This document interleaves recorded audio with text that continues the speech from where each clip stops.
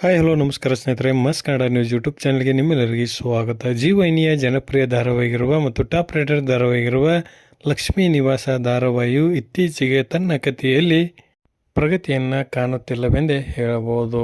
Number 1 ಧಾರಾವಾಹಿಗಿದ್ದ Lakshmi ನಿವಾಸ ಧಾರಾವಾಹಿಯು ಇತ್ತೀಚೆಗೆ ಪ್ರೇಕ್ಷಕರಿಗೆ ಮನಮುಟ್ಟುವಲ್ಲಿ ಹಿಂದೇಟನ್ನು ಹಾಕಿದೆ ಎಂದೇ ಹೇಳಬಹುದು.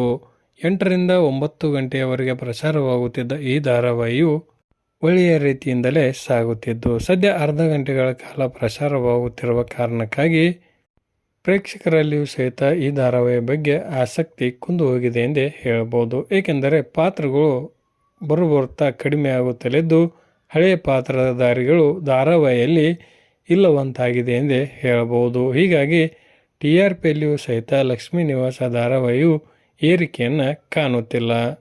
ಅನೇಕ ಪಾತ್ರಗಳು ಕಣ್ಮರೆಯಾಗುತ್ತಿದ್ದು, ಪ್ರಮುಖ ಪಾತ್ರಗಳೇ ಇಲ್ಲವಂತಾಗಿದೆ ಎಂದೇ ಹೇಳಬಹುದು. ಹೀಗಾಗಿ ಲಕ್ಷ್ಮೀ ನಿವಾಸ ಧಾರಾವಾಹಿಯು ತನ್ನ ಕಥೆಯನ್ನು ಕುಗ್ಗಿಸುತ್ತಾ ಹೊರಟಿದೆ ಎಂದೇ ಹೇಳಬಹುದು. ಈಗಾಗಲೇ ನಿರೀಕ್ಷಿತ TRP ಈ ಧಾರಾವಾಹಿಗೆ ಬರುತ್ತಿಲ್ಲವೆಂದೇ ಹೇಳಬಹುದು. ಲಕ್ಷ್ಮೀ ನಿವಾಸದ ಇತ್ತೀಚಿನ ಸಂಚಿಕೆಗಳ ಬಗ್ಗೆ ನಿಮ್ಮ ಅನಿಸಿಕೆ ಅಭಿಪ್ರಾಯವನ್ನು ಕಮೆಂಟ್ ಬಾಕ್ಸಲ್ಲಿ ತಿಳಿಸಿ. ಧನ್ಯವಾದಗಳು. ನಮಸ್ಕಾರ.